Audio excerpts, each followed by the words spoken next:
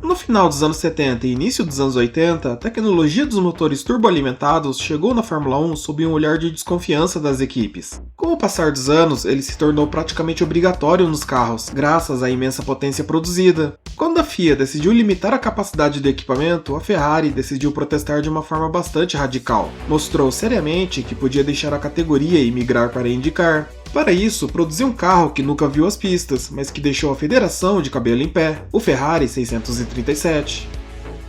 Como foi dito na introdução, o turbo não foi imediatamente aceito pela Fórmula 1. O equipamento era complexo, trazia mais fragilidade ao motor e ajudava a consumir mais combustível durante as provas. A Renault foi a primeira equipe a trazer a turboalimentação para o grid em 77, mas o equipamento estava longe de funcionar bem. Como ele quebrava constantemente, o carro da equipe francesa acabou recebendo o apelido de chaleira amarela pela quantidade de fumaça que soltava.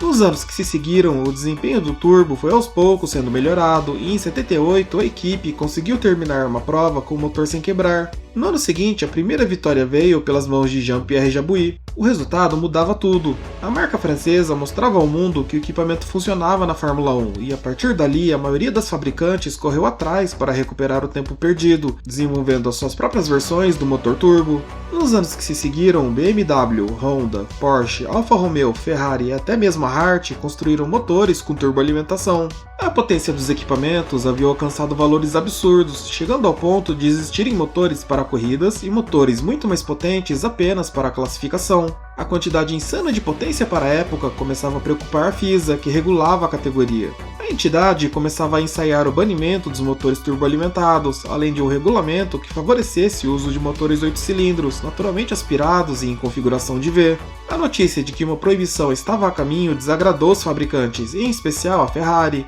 Mudanças de motores custavam dinheiro e os italianos estavam insatisfeitos. A equipe de Enzo Ferrari decidiu ameaçar a Fórmula 1, afirmando que se as regras não fossem negociadas entre fabricantes e entidade, a equipe deixaria a categoria indo correr na IndyCar. A competição americana estava sendo administrada pela CART e estava começando a atrair olhares dentro e fora dos Estados Unidos. Enzo Ferrari também demonstrava ter interesse em competir por vitórias nas 500 milhas e no campeonato, então a ideia tinha alguma base na realidade. A ameaça da equipe de Maranello foi inicialmente interpretada como sendo apenas um blefe. A Ferrari era a única equipe do grid a estar presente desde o primeiro ano da competição, então a chance dela de deixar a Fórmula 1 estava longe de ser considerada para valer. A maioria dos jornalistas e executivos da FISA entendeu o anúncio como sendo apenas uma forma de forçar uma mudança mais leve nas regras, desconsiderando o banimento total dos turbos ou que as equipes tivessem mais flexibilidade no formato dos novos motores. O blefe começou a ficar mais sério quando a montadora enviou Marco Piccinini, o diretor esportivo da marca, para os Estados Unidos. O executivo cruzou o oceano disposto a entender o funcionamento do campeonato, os organizadores e as equipes, e ciente da situação, a Ferrari entendeu que se fosse correr em um nível competitivo, seria necessário trabalhar em conjunto com uma equipe da kart já existente e operante no campeonato. De todas as avaliadas, a True Sports de Bob Rahal era a mais qualificada e foi sugerida por executivos da Goodyear para ajudar a Ferrari.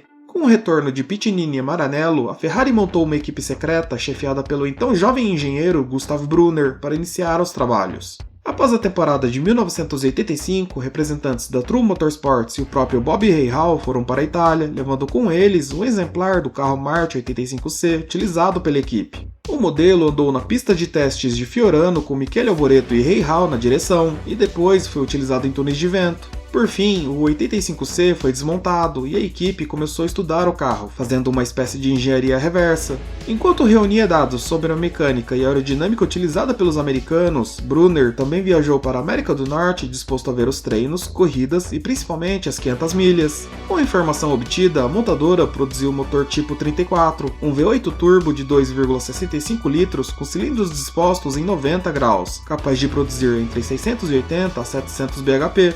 O equipamento seguia o regulamento da kart e utilizava escapamentos montados para cima, ao contrário da Fórmula 1. O protótipo número 637 tinha chassi feito em liga de alumínio e compósitos de carbono. Com o carro completo, Michele Alboreto foi escolhido para testar o modelo, e logo de cara o protótipo se mostrou altamente competitivo, mesmo sendo diferente dos outros carros da kart. A equipe ficou imediatamente satisfeita com os resultados, e as notícias rapidamente circularam entre os jornalistas. Durante os testes privados, Enzo Ferrari convidou um único jornalista para presenciar os resultados, que no fim mostravam que a Ferrari não só poderia de fato sair da Fórmula 1, como também seria um competidor de respeito na kart. Após os testes, os italianos anunciaram que fariam de fato uma parceria com a True Sports, que teria uma duração de 3 temporadas. Para correr com o Ferrari 637, as equipes teriam Bob Rahal e possivelmente o italiano Andrea de Cesaris. O que inicialmente era entendido como boato começou a ser uma possibilidade bastante forte e a FISA ficou pressionada a reagir.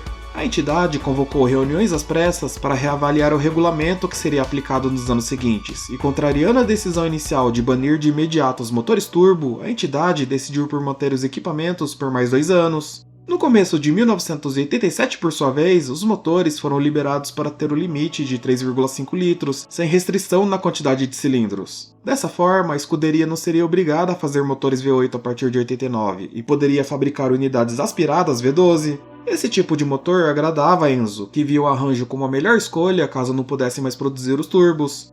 Com a assinatura do Acordo de Concórdia, a equipe italiana anunciou que estava novamente comprometida com a Fórmula 1 e que o seu projeto de ter uma equipe na kart não seguiria em frente. O dinheiro que seria gasto no projeto pôde então ser novamente vinculado aos gastos com a Fórmula 1, especialmente após a chegada de John Barnard ao time. Mesmo com todos os anúncios e boatos circulando nos bastidores, os detalhes sobre o projeto demoraram para se tornar públicos. Por mais que existisse, o modelo 637 foi em grande parte um blefe da Ferrari, ainda que fosse custoso. Como foi dito anteriormente, o carro deveria ser utilizado pela True Sports e deveria estrear no campeonato ainda em 86. O problema estava no fato que Bob Rahal liderava o campeonato da kart, sendo seguido de perto por Michael Andretti e Danny Sullivan. Dessa forma, as chances de uma estreia real do carro eram bastante remotas, já que isso poderia prejudicar acidentalmente no desempenho de Rahal, custando assim o título da kart. Mesmo sem disputar corridas, o 637 não foi desperdiçado. Depois do encerramento do programa Indy, a Ferrari enviou o carro para a Alfa Romeo, que desejava entrar na competição americana.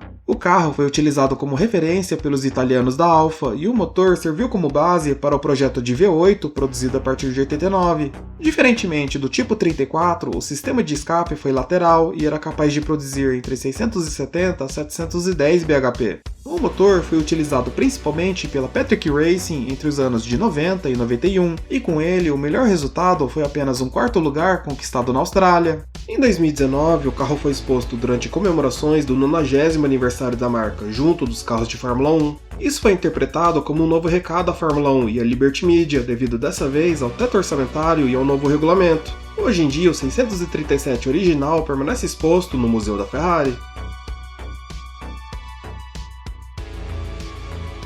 Se você gostou do vídeo e quer mais informações sobre Fórmula 1, Indy, entre outros, inscreva-se no canal. Dúvidas, sugestões ou dicas são sempre bem-vindas, deixe aqui nos comentários. Até a próxima!